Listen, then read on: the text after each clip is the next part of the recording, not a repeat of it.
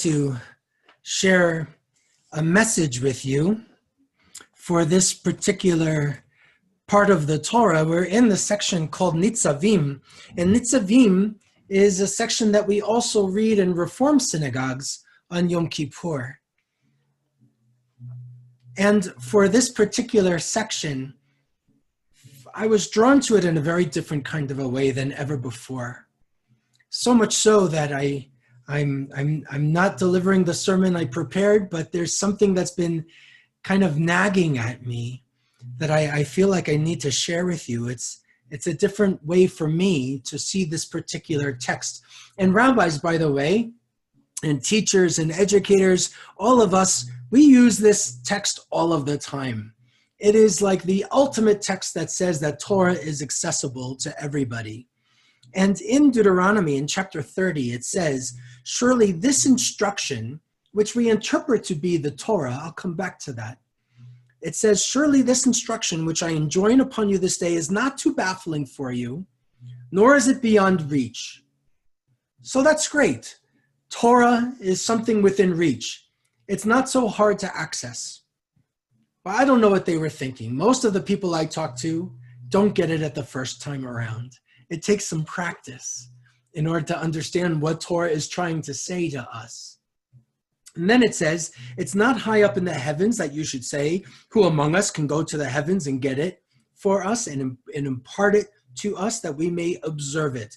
Neither is it beyond the sea that you should say, who among us can cross to the other side of the sea and get it for us and impart it to us that we may observe it.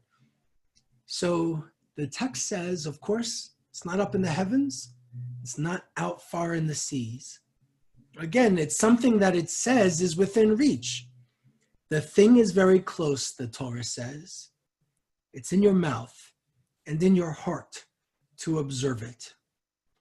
So the classic understanding, of course, is going to be Torah isn't so hard.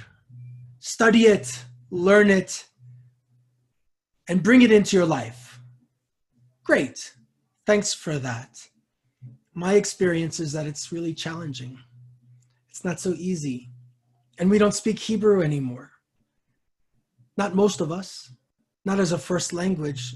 So how accessible is it even from a translation? I can talk to Israelis who are fluent in Hebrew and often won't have an understanding of the text. Not because it's biblical grammar and it's a little different than modern Hebrew, but because it's a whole different context of seeing the world. And it takes some practice. I think I'd be more comfortable to read from the Torah and think of the idea that, you know what, this is really hard, but it's okay, you can do it. I think that might be a little more comforting for me, for many of us perhaps. Because when I invite somebody to come to Torah study, they're like, oh no, that's way too intense for me, Rabbi. You stick with your people about that. I'll come to the easy stuff. And I feel like that's such a miss. Because the truth is, in verse 11, it says, Ki ha-mitzvah hazot. It doesn't say this Torah, it says this mitzvah. And when in the Torah, it says mitzvah, in the singular, it doesn't mean commandment. It doesn't mean good deed. It doesn't mean law.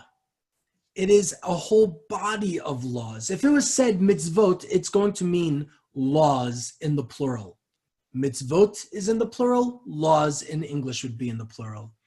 But this says ha-mitzvah hazot. So it's the whole entity of our teachings, the whole corpus of, you can say law, or you can say truths, or you can say our values. So let's not use Torah. Let's now say all of these values are accessible to you. All of these truths are accessible to you. They're already part of you. It says in verse 14, the thing is very close to you. It's already in your mouth. It's already in your heart. Now the translations will always say for you to observe it. Let's get rid of the religious language of observance, because I know we have a hard time with that one too.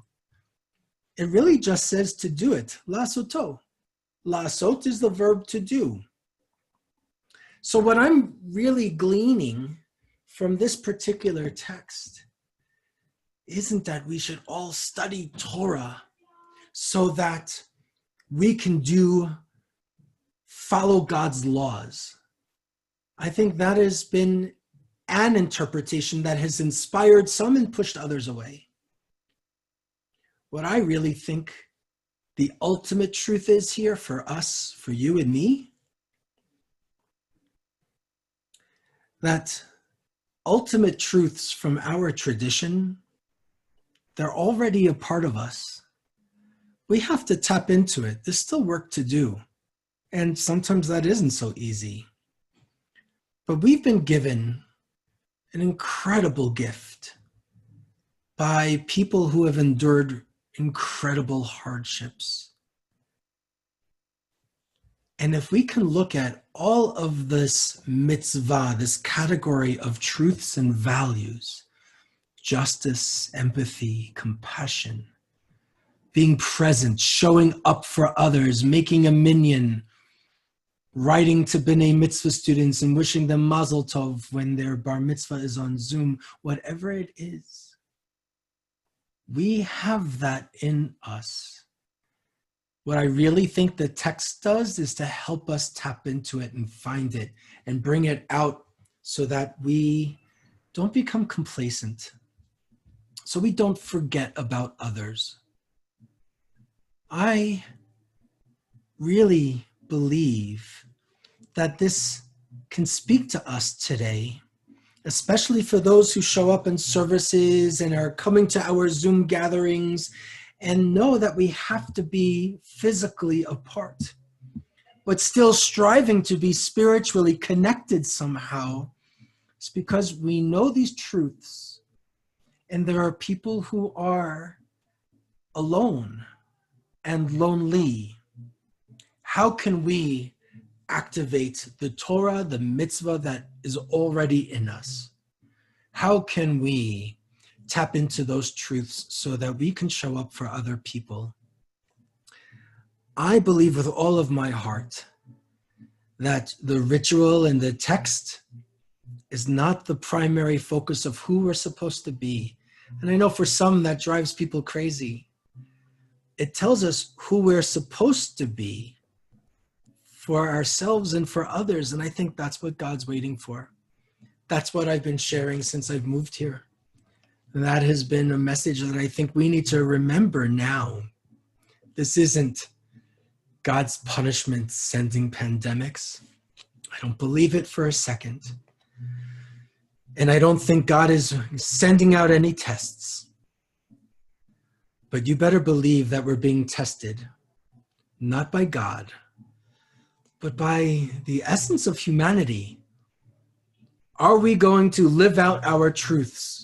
Radical empathy and compassion, brilliant ways to reach out to others, showing up for community, making sure that people have food in Boulder County and beyond, making sure there's appropriate housing in our communities, and recognizing that people have been through pandemics before. This isn't the or the only. Go back to the 80s and 90s and how many of our friends buried hundreds of people from HIV and AIDS. Let's open our eyes. Let's activate the truths, the mitzvah, the Torah that is in your heart and in your mouth. And let's bring some comfort. Let's bring some kindness. Let's bring some compassion. God knows we need it. And as much as I believe God sends it, I really believe with all my heart and soul that God has sent us. That's where it's coming from. So this mitzvah hazot, this mitzvah, this body of truths and laws and ideas, it's not out in the sea. It's not up in the heavens. It's already within us. Let's study and learn and engage and light candles and do Jewish so that we do and not just say. so that we act and embody, not just believe.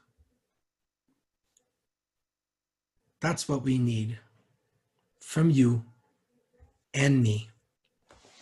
Let's move to the